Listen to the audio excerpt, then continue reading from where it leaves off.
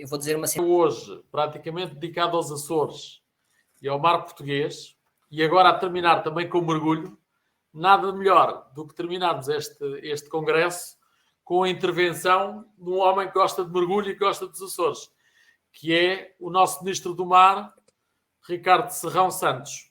Boa noite, Sr. Ministro. Boa noite a todos e a todas, a todos que estão a acompanhar este evento. Eu para já quero agradecer o convite que me foi dirigido pelo Dr. Fernando Azevedo Sá, da Treino do Mar, para participar neste congresso, e a quem quero felicitar, e a si e a toda a equipa, pela organização e pela dimensão extremamente abrangente das temáticas abordadas.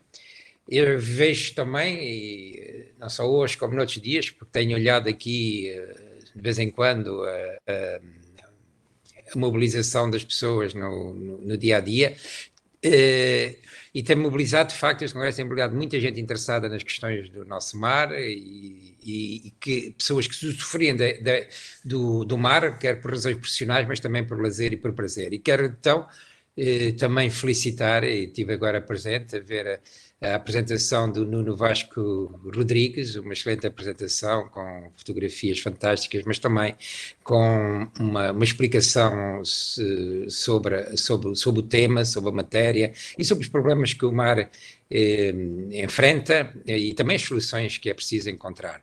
E mostrar de facto esta beleza é uma forma de mobilizar as pessoas.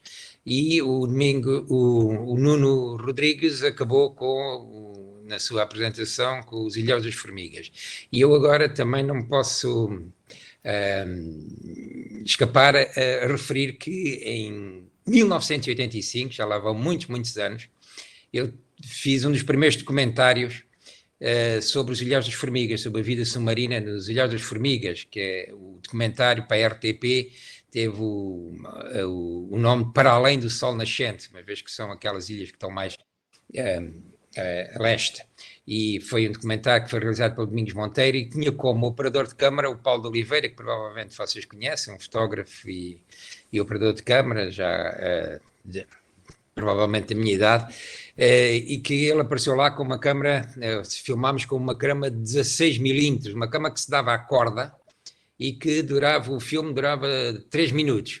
E cada vez que os 3 minutos acabavam, tínhamos que vir à superfície e mudar o rolo do filme, e assim fazíamos. Depois, quando acabávamos aqueles filmes que tínhamos ali, tínhamos que vir para a Ponta Delgada, do veleiro, havia um veleiro e um barco da altura de Big Game Fishing, que tinha, todos os filmes tinham que vir para Lisboa, para serem transcritos, e só aí é que ficámos a saber o que é que tínhamos filmado. Esse documentário já é um documentário antigo, agora é difícil de obter, provavelmente, chamava-se Para Além do Sol Nascente e foi filmar a vida submarina nos Ilhéus das Formigas. Há quanto tempo é que começou a fazer mergulho, Sr. Ministro? Com que idade? Diga? Com que idade é que começou a mergulhar? Com que idade? Aos 20 e poucos, eu não comecei muito cedo, não. Aos 20 e poucos, quando estava aqui em Lisboa, na universidade.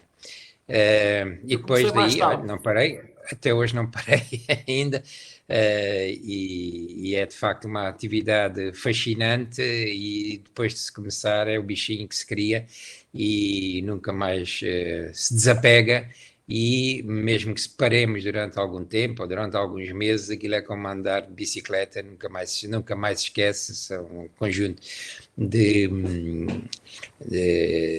instintos que se ganham, por assim dizer, que nos permitem de facto mergulhar com muita segurança e aproveitar de facto este ambiente em que parecemos flutuar.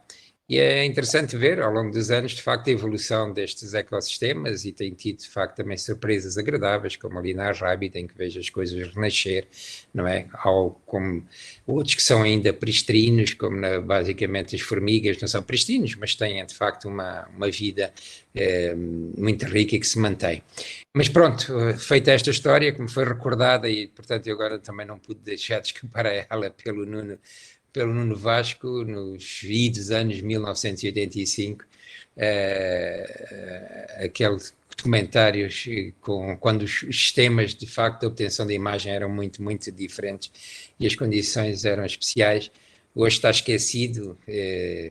Até eu próprio gostava de o rever para ver o que é que fazíamos naquela altura, e aliás também depois, do ponto de vista histórico, permite comparar com os ambientes, com o que são atualmente, não é? E aquilo que como eles evoluíram, porque no fim de contas a própria natureza evolui com a própria pressão humana, nem que seja com as mudanças das condições ambientais que também estamos a provocar.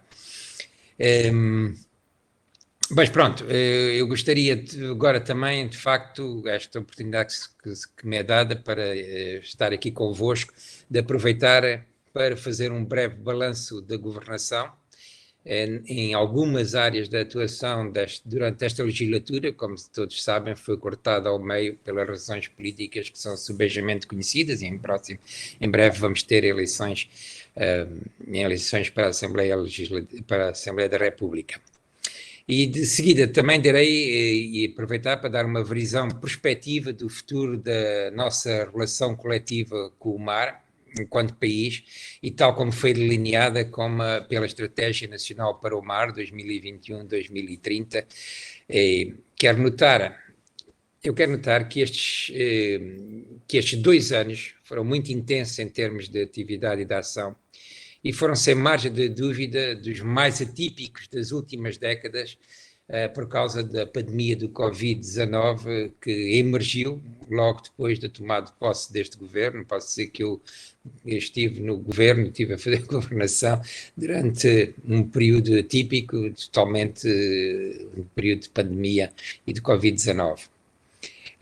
Também por isso nós procuramos trabalhar de forma muito próxima e consistente, junto de muitos setores da economia azul, para atenuar os impactos da sociedade, que de certo modo se fechou, e da própria economia, e se fechou por longo período de tempo e de uma forma estranha, cheia de sinusoidais, altos e baixos, a atividade que voltava e que depois voltava a decair. Ainda hoje estamos num período ainda estamos num destes pontos baixos da atividade. Voltamos, mas também trabalhamos para valorizar e apoiar as empresas, e era isto que era necessário, e apoiar as indústrias que achamos que estão a desenvolver, e eu tive a oportunidade de visitar muitas, que estão a desenvolver soluções tecnologicamente inovadoras e inteligentes para se adaptarem àquilo que são os grandes desafios que nós temos. E ao mesmo tempo elas serem competitivas na nova economia azul, como a queremos, que é mais descarbonizada, mais digital e circular, mais inclusiva e social. E esses exemplos que o Nuno Rodrigues aqui trouxe da marcação das jabantas é um pouco também, no fim de contas, a nossa sensorização do oceano, a nossa sensorização da biodiversidade e a nossa digitalização do oceano. E sabemos muito que o oceano está muito menos digitalizado que as outras componentes do nosso sistema terrestre. Mas pronto, o trabalho que nós realizámos, eu estava aqui a divagar, o trabalho que nós realizámos junto do setor da pesca e da aquicultura foi, acreditamos, de certo modo importante e de certo modo também exemplar, porque se pôs as pessoas em primeiro lugar, sem descurar, obviamente, as questões ambientais relacionadas com a sustentabilidade dos recursos. Foram implementados apoios significativos para enfrentar o Covid-19, que resultaram da alteração do regulamento do FEAMP, que é o Fundo Europeu para os Assuntos do Mar e das Pescas, que foi defendido por nós junto ao Conselho Europeu das Pescas e da Comissão, e foram ainda criadas importantes linhas de crédito ao setor das pescas e do mar. Eu gostaria de fazer aqui uma referência aos planos de contingência implementados pela DOCA Pesca e pela Direção-Geral de Recursos Naturais, Segurança e Serviços Marítimos, com o apoio da Marinha Portuguesa e da Secretaria de Estado da Pesca, da Secretaria de Estado da Saúde. Nós sabemos que no contexto das pescas e, aliás, também de aquacultura e muito do setor relacionado com o mar, os processos os sistemas de contingência que foram criados, aliás, protegeram significativamente o setor da contaminação pelo Covid. Tivemos das taxas mais baixas de todos os setores. Mas, ao mesmo tempo, quero fazer uma palavra de apreço e gratidão ao Sendeiro das Pescas por ter respondido, ao mesmo tempo, de forma tão eficaz e dedicada a esta crise, garantindo que o pescado nunca faltou nos nossos mercados. Quero notar ainda que foi com grande alegria que assistimos à recuperação dos mananciais de sardinha e recebemos o anúncio da Comissão Europeia que, no geral, o estado de recursos do Atlântico Nordeste está a melhorar com base numa melhor gestão baseada no conhecimento científico e envolvimento do setor. Isto é uma coisa que eu também quero realçar, uma vez que tanto falamos de sobrepesca, tanto falamos da crise dos recursos, que quando há uma gestão adequada que envolve, de facto, a sociedade, envolve o setor, envolve as organizações não governamentais, envolve a ciência, temos assistido a recuperação de alguns mananciais de pescado, ou estoques de pescado, que são fundamentais para a atuação das pescarias. Outro grande investimento político durante este período que nós tivemos, durante estes 2 anos, foi no primeiro semestre de 2020, foi a presidência portuguesa da União Europeia, que decorreu durante o primeiro semestre do ano passado, e nesse evento focámos a nossa ação nas pescas e conservação de recursos e no desenvolvimento da política marítima integrada. Nós prevemos aqui uma visão que suporta uma economia azul sustentável, que está assente nos 4 pilares da saúde do oceano, do conhecimento, da prosperidade e da solidariedade social. E note-se que organizámos pela primeira vez, numa presidência da União Europeia, uma reunião informal de ministros das pescas em Lisboa sobre o tema, sobre o futuro da política comum de pescas, onde defendemos um setor mais moderno e competitivo, mas dependente ou aliado da sustentabilidade de recursos e capaz de construir soluções viáveis e que sejam também atrativas para as gerações futuras. Mas, ao mesmo tempo, organizámos um grande debate sobre a agenda azul no Pacto Ecológico Europeu, da Blue Agenda e da Green Deal, para pôr de facto as questões do oceano, do mar, da economia azul, dos alimentos vindos dos oceanos no âmbito do Pacto Ecológico Europeu, onde há várias estratégias que estão relacionadas ou que estão interdependentes deste Pacto Ecológico Europeu, como seja a Estratégia Europeia para a Biodiversidade de 2020 ou a estratégia do Prado para o Prato, onde, de facto, aqui quisemos realçar a componente do oceano na questão dos alimentos e da alimentação da sociedade. No que diz respeito ao roteiro da economia e empreendedorismo azul, que iniciámos, que desenvolvemos, que percorremos o país de norte a sul, passando, obviamente, também pelas regiões autónomas dos Açores e da Madeira. E neste périplo promovemos a indústria de transformação de pescado, as empresas e startups tecnológicas ligadas à robótica, à sensorização e observação do oceano, à biotecnologia azul. Visitámos iniciativas de produção de energia oceânica renováveis, que estão para aí para instalar algumas delas, desenvolver, os estaleiros de construção naval avançada e de construção também no âmbito da marítimo-turística, que são setores de facto muito importantes e pujantes em Portugal, as empresas da aquicultura inovadora e outras de turismo costeiro sustentável. E verifiquei que Portugal tem uma massa crítica empreendedora, empresarial e industrial, de elevado valor estratégico, que constitui a matéria-prima para a nova economia do mar que ambicionamos para este país. Estas serão também as empresas e as indústrias que, em estreita parceria com os centros de investigação, a investigação em Portugal é um setor muito avançado, de facto, a nível da União Europeia, a nível da Europa e a nível mundial, como reportam os relatórios da Unesco, em que Portugal, de facto, está nos rankings superiores, mas diria que estas são as empresas e as indústrias que, em estreita colaboração e em parceria com os assistentes de investigação e de formação de excelência existentes no país, vão beneficiar do Plano de Recuperação e Resiliência, em especial das agendas mobilizadoras e verdes para a inovação empresarial e do projeto emblemático do Hub Azul. Como sabem, também desenvolvemos uma componente muito importante,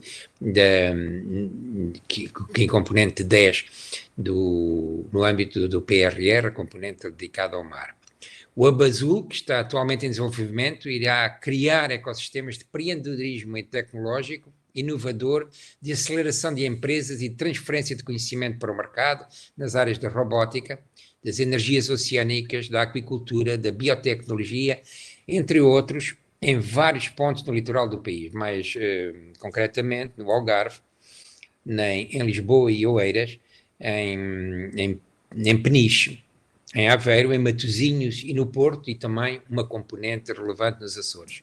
Para o mar, o PRR dispõe, na sua componente específica, de projetos pré-definidos. O PRR dispõe vai dispor dos 252 milhões de euros da componente 10, que inclui a construção, por exemplo, de um navio polivalente para vigilância e apoio, a questão do Hub Azul, que eu já referi, mas também um outro navio para a investigação dos Açores, mas a componente vai mais para além dos 252. O investimento no mar tem um potencial muito maior, que são pré-definidos.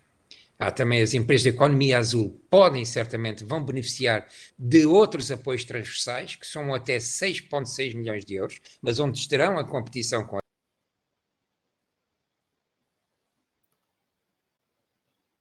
alguma coisa aconteceu com a emissão do Sr. Ministro. É natural que ele volte à linha. Penso que também já estará prestes a acabar.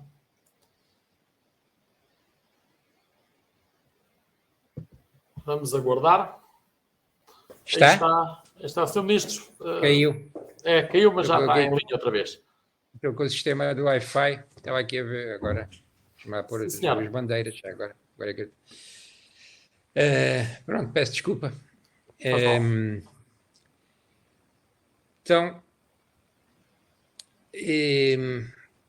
pronto, isto foram de facto 2 anos complexos, mas cheios de atividade, e não só conseguimos completar, mas que também conseguimos completar e aprovar a Estratégia Nacional para o Mar 2021-2030 e o Plano de Reação, mas já começar a realizar alguns objetivos. Estes documentos também resultaram de uma participação intensa de entidades públicas e privadas e de muitos cidadãos e muitas cidadãs interessadas. Eu acho que muitos dos que participam no Treino do Mar participaram também na discussão pública deste documento. A Estratégia Nacional para o Mar assenta numa visão que incide na necessidade de manter o oceano saudável, através de uma governação baseada na ciência, como condição central para desenvolver o país e o bem-estar dos portugueses, mas também para afirmar Portugal na cena internacional. Ele está em sintonia com o novo paradigma de desenvolvimento sustentável, está inscrito na Agenda 2030 das Nações Unidas e pelo Pacto Ecológico Europeu, que falei há pouco, e pretende promover uma economia azul mais pujante, mais competitiva, mas que seja ambientalmente sustentável, descarbonizada, produtiva e, como disse há pouco, mais justa e inclusiva. Ao mesmo tempo, a Estratégia Nacional para o Mar identifica como pilares estruturantes desta nova economia do mar a conservação, proteção e restauro dos recursos e ecossistemas marinhos, investigação em ciências do mar, o ordenamento e a gestão da costeira e marinha, a educação e a qualificação técnica da mão de obra especializada, a literacia do oceano e, obviamente, todas aquelas atividades que vão permitir transformar a nossa economia, a nossa indústria, ou seja, reindustrializar no sentido da descarbonização da nossa economia. E para finalizar esta visão para o futuro dos assuntos do mar em Portugal, penso que é importante, no contexto deste congresso, darmos uma palavra sobre a náutica de recreio e o desporto náutico na Estratégia Nacional para o Mar.